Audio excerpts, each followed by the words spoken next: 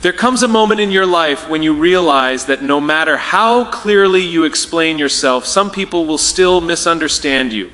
Not because you failed to communicate, but because they were never trying to understand in the first place. And that's the moment everything begins to change, because you start to see something most people never notice. Explaining yourself is often not about clarity, it's about seeking approval. It's about trying to make others comfortable with decisions that were never theirs to make. And the more you explain, the more you slowly give away your power. Think about it. Every time you justify your choices, you're subconsciously asking, is this okay? Every time you over-explain, you're signaling that your decision needs validation to exist. But the truth is, the strongest decisions don't come with long explanations. They come with certainty. When you stop explaining yourself, you create a shift, a powerful one. You stop negotiating your worth. You stop shrinking your voice to fit someone else's expectations. You stop carrying the weight of other people's opinions like they're your responsibility. And something remarkable happens. People start to treat you differently, not because you said more, but because you said less. Your presence becomes stronger. Your words become sharper. Your energy becomes focused. You're no longer trying to convince, you're simply deciding. And there's a quiet confidence in that, the kind that doesn't need to be announced. But let's be honest, this isn't easy, because we've been conditioned to explain ourselves, to justify our choices, to make sure everyone understands us so we can avoid judgment. But in doing so, we lose something far more important than approval. We lose ourselves, because the truth is, not everyone is meant to understand your path. Some people only understand decisions that look like theirs. Some people only support choices that make them comfortable. And if you keep explaining yourself to those people, you'll spend your entire life living inside their limits instead of your own potential. So what happens when you stop? You create space for confidence to grow, space for respect to build, space for your actions to speak louder than your explanations ever could. You begin to realize that you don't need to attend every argument you're invited to. You don't need to correct every misunderstanding. You don't need to prove your worth to people who have already decided not to see it. Because the people who truly matter, they don't need constant explanations. They see your consistency. They feel your intention. They recognize your direction. And that's enough. So the next time you feel the urge to explain yourself, pause. Ask yourself, am I communicating for clarity? Or am I seeking approval? Because one builds connection, the other slowly erodes your confidence. And the moment you learn the difference, that's the moment everything changes. Most people spend the majority of their decisions reacting to expectations instead of acting from purpose. There is a quiet tension that lives inside people who constantly look outward before they look inward. It shows up in hesitation, in second guessing, in the subtle need to check if what they are doing will be accepted before it is even understood. This is how purpose gets replaced by permission. This is how direction turns into distraction. Because when your starting point is approval, your path will always belong to someone else. Starting with your why changes the entire equation. It forces you to confront the real reason behind your actions, not the socially acceptable version, not the version that sounds good in a conversation, but the truth that drives you when no one is watching. That kind of clarity is rare, and because it is rare, it is powerful. People who know their why do not move faster, they move with precision. Every decision becomes lighter because it is anchored in something deeper than opinion. Approval, on the other hand, is unpredictable. It shifts with moods, trends, and personal biases. What people praise today, they question tomorrow. If you build your decisions on that unstable ground, you will constantly feel the need to adjust, to explain, to reshape yourself into something more acceptable. And over time, that process erodes confidence in a way that is almost invisible. You start to forget what you actually wanted because you have spent so long trying to fit into what others expect. When you begin with your why, something different happens. You stop asking, is this acceptable? And you start asking, is this aligned? That single shift removes the noise. It removes the unnecessary conversations you've been having in your head, the imagined judgments, the rehearsed explanations. Because when something is aligned with your purpose, it does not need to be defended at every step. It simply needs to be carried forward with consistency. This does not mean people will always understand you. In fact, many will not, but understanding is not a requirement for progress. Respect often comes later, long after the decision has been made and the results begin to speak for themselves. The mistake most people make is waiting for that respect before they act, when in reality, it is the act itself that eventually earns it. There is also a discipline that comes with starting from your why. It requires you to be honest with yourself in ways that can feel uncomfortable. Because once you know your reason, you can no longer hide behind excuses or external pressure. You cannot say you were influenced if you were actually avoiding responsibility. You cannot say you were misunderstood if you were not clear with yourself first. Clarity creates accountability, and accountability creates strength. And in that strength, something subtle but important begins to grow. You stop over-explaining. You stop filling silence with justification. Your words become fewer, but they carry more weight. Not because you are trying to sound confident, but because you are no longer trying to convince anyone of something you already understand. There is a calm certainty that replaces urgency, a steady direction that replaces constant adjustment. People notice that shift even if they cannot explain it. They respond differently to someone who is not seeking approval in every interaction. There is a level of presence that cannot be faked, a kind of grounded energy that comes from knowing exactly why you are doing what you are doing. And while it may not always attract agreement, it commands a different kind of attention, one that is rooted in respect rather than validation. Over time, this approach compounds. Small decisions made from purpose begin to build into larger patterns of behavior. Those patterns shape identity, and that identity becomes something stable, something that does not need to be redefined in every room or around every group of people. It becomes consistent, and consistency is what allows others to trust what they see without needing constant explanation. Significant number of people struggle not because they make wrong decisions, but because they are unclear about why they make them. There is a difference between making a decision and understanding a decision. Most people focus on the outcome, but very few spend time defining the reasoning behind it. That gap is where doubt begins to grow. When your thinking is not fully formed, your words try to compensate. You explain more, you add extra detail, you attempt to cover every angle, hoping that somewhere in that explanation you will find certainty. But certainty does not come from talking more, it comes from knowing more about your own intent. Clarity is not something that appears instantly. It is built through reflection, through asking difficult questions, through sitting with uncertainty long enough for it to reveal something deeper. And once that clarity is established, something shifts in the way you communicate. You no longer feel the need to defend every step, because you have already resolved the conflict internally. The conversation you used to have with others has already been settled within yourself. Justification often comes from a place of internal friction. It is the signal that something inside is not fully aligned. When your actions and your beliefs are slightly disconnected, you feel it. And instead of addressing that gap directly, many people try to manage it externally by explaining themselves more. They hope that if others accept their reasoning, it will quiet the uncertainty they feel. But external agreement does not replace internal alignment. It only delays the moment when you have to confront it. When clarity is present, communication becomes simpler, not shorter for the sake of being brief, but more precise because there is no excess to remove. Every word has a purpose. Every statement reflects a decision that has already been examined. There is no urgency in your tone, no need to rush through explanations because you are not trying to convince. You are simply expressing what is already clear to you. This kind of clarity also changes how you respond to questions. Instead of reacting defensively, you respond with calm direction. You are not thrown off by disagreement because your foundation does not depend on immediate approval. You understand that not everyone will see what you see at the same time, and that is not a problem to solve. It is a natural result of different perspectives. Clarity allows you to stay grounded even when others are uncertain. There is also a discipline in maintaining clarity. It requires continuous attention. As circumstances change, as new information appears, you revisit your reasoning, you refine it, you strengthen it, you remove what no longer fits. This process keeps your decisions sharp. It prevents you from drifting into habits that no longer serve your purpose. And because you are actively engaged with your own thinking, you do not need to rely on others to validate it. People often assume that strong communicators are those who can explain anything in detail, but the strongest communicators are those who do not need to over-explain. They understand that clarity is not measured by the volume of words, but by the absence of confusion. When something is truly clear, it does not require layers of justification. It stands on its own, supported by the depth of thought that went into it. Over time, clarity builds a different kind of confidence. Not the kind that is loud or performative, but the kind that is steady and consistent. It shows up in the way you make decisions without hesitation, in the way you move forward without constantly seeking reassurance.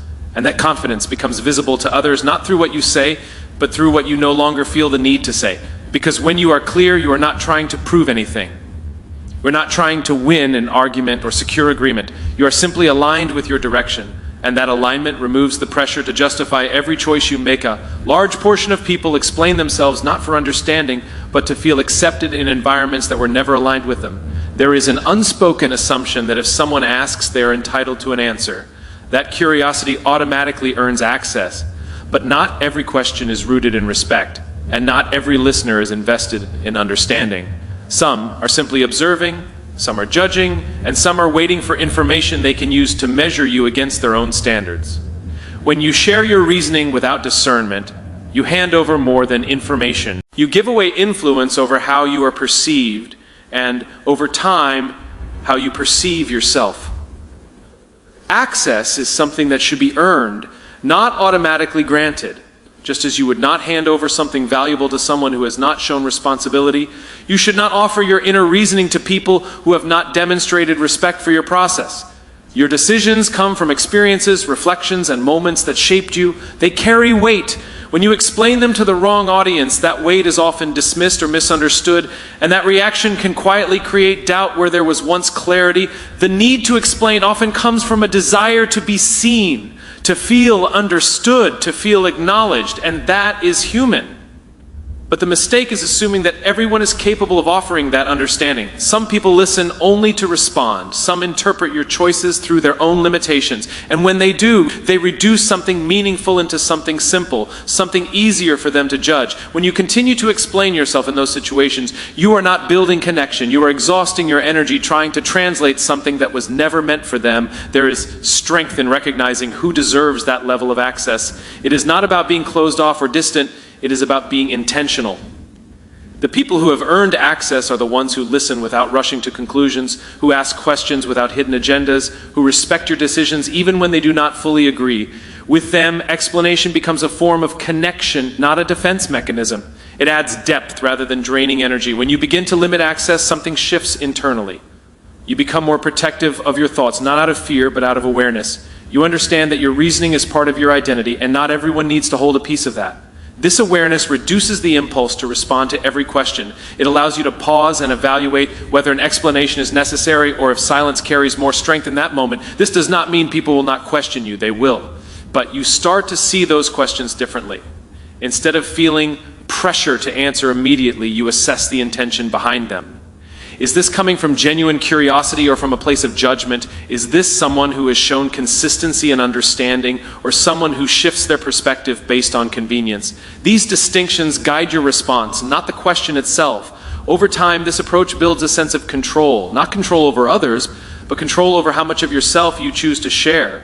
You are no longer reacting automatically. You are deciding deliberately. And that decision-making process strengthens your confidence because it is rooted in awareness rather than habit.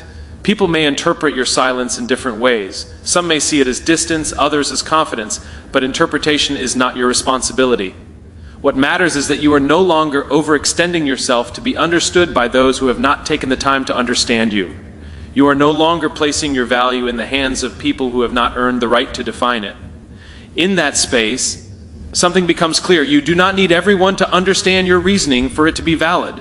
You do not need universal agreement for your decisions to have meaning. What you need is alignment with yourself and discernment about who gets to see that alignment up close. And once you operate from that place, your words become more intentional, your silence becomes more powerful, and your energy is no longer spent trying to justify your path to those who were never meant to walk. At most, people react instantly to fill space, but very few have the discipline to hold silence and control the moment. There is a natural discomfort that comes with silence. It creates a gap, a pause where nothing is being said, and in that space many people feel exposed. They rush to fill it with words, explanations, reactions, anything that removes the tension. But what they do not realize is that the moment they rush, they give up control. Because silence, when held with intention, is not emptiness. It is presence, it is awareness, it is power without noise. The ability to remain silent is not about having nothing to say. It is about choosing not to say everything immediately. It is about resisting the impulse to react just because something demands a response. Most reactions are not thoughtful, they are emotional. They are driven by the need to defend, to prove, to correct. And in that urgency, clarity is often lost. Words become scattered, meaning becomes diluted, and the message loses its strength. Silence interrupts that pattern. It creates space between stimulus and response. In that space, you regain control over how you show up. Instead of being pulled into someone else's pace, you set your own. You decide whether a response is necessary, whether it adds value, or whether it simply feeds into a cycle that does not deserve your energy. There is also a depth to silence that words cannot replicate. When you speak less, people listen more closely. Not because you are louder, but because you are more deliberate. Your words carry weight because they are not constant, they are chosen.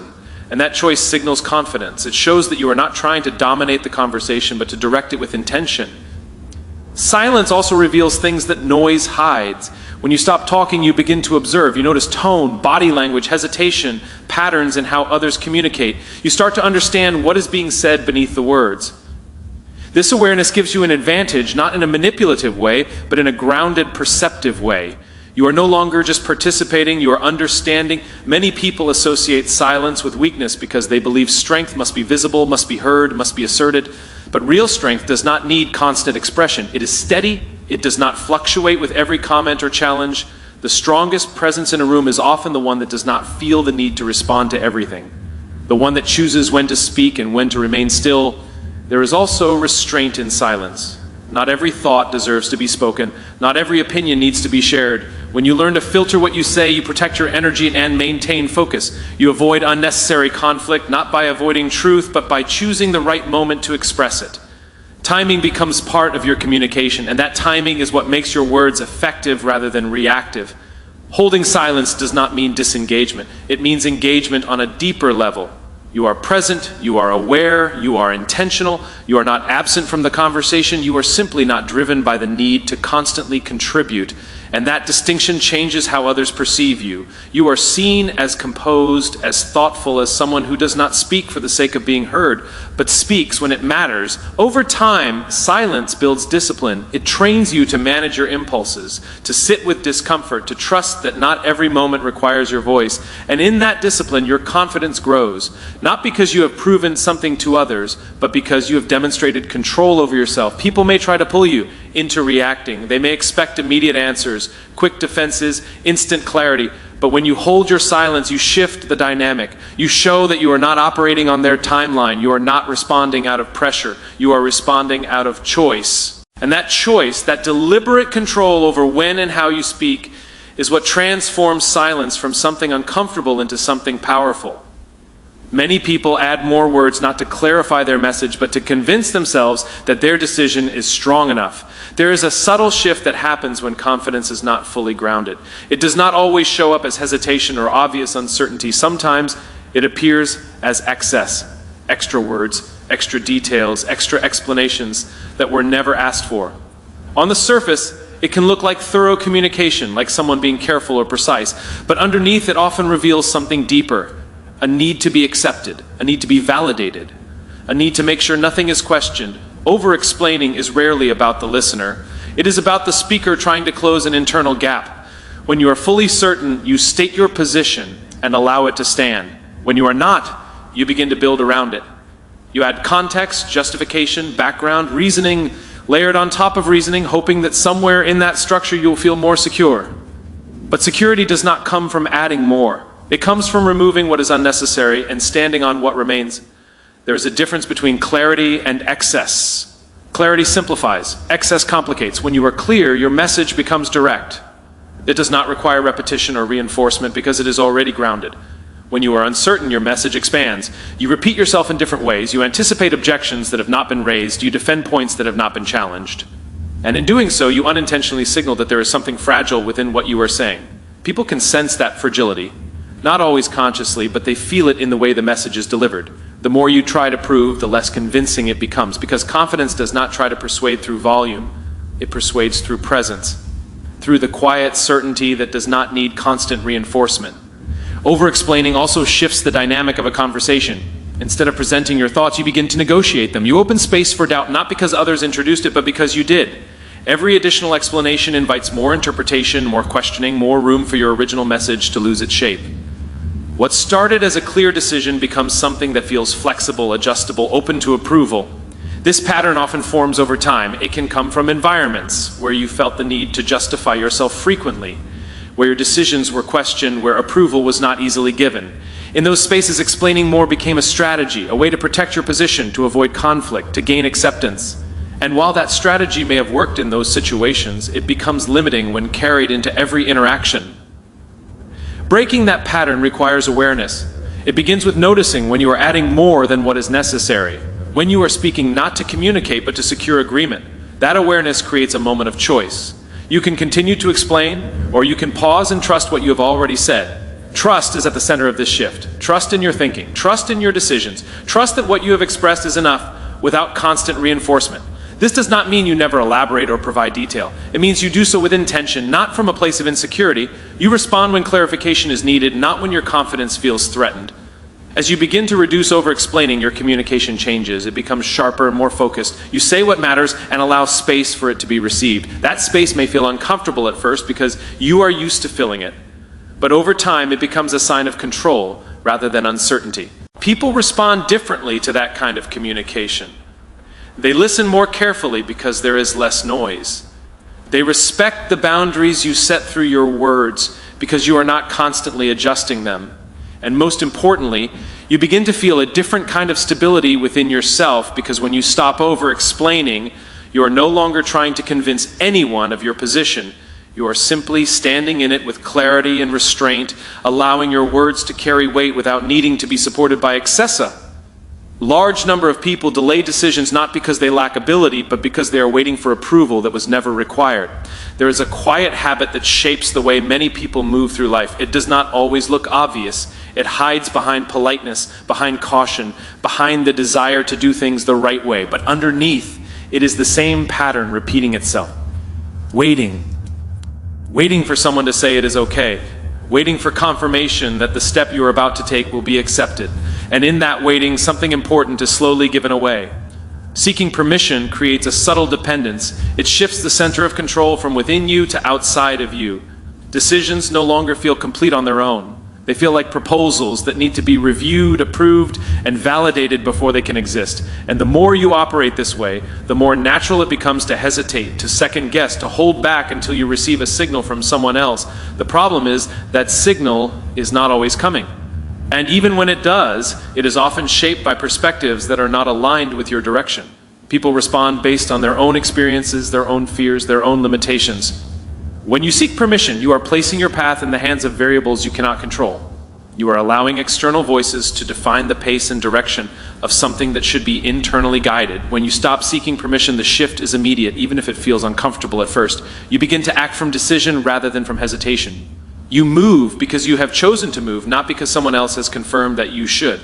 That change may seem small on the surface, but it carries a different kind of energy. It replaces uncertainty with intention. There is also a level of responsibility that comes with this shift.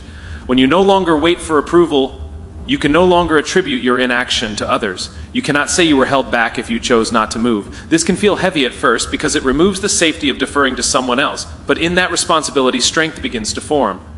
You become accountable to your own standards, your own direction, your own outcomes. Respect grows in that space because people recognize self-direction.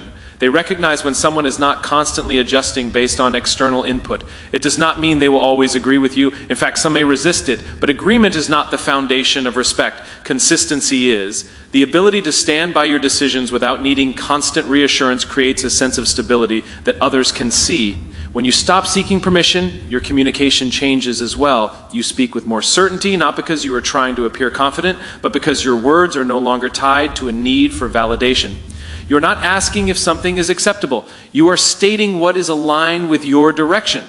That distinction changes how your message is received. It shifts the tone from questioning to deciding. This does not mean ignoring input or refusing to listen. It means filtering what you hear through your own clarity. You consider perspectives. You evaluate feedback, but the final decision remains yours. You are informed by others, not controlled by them. And that balance allows you to stay open without becoming dependent.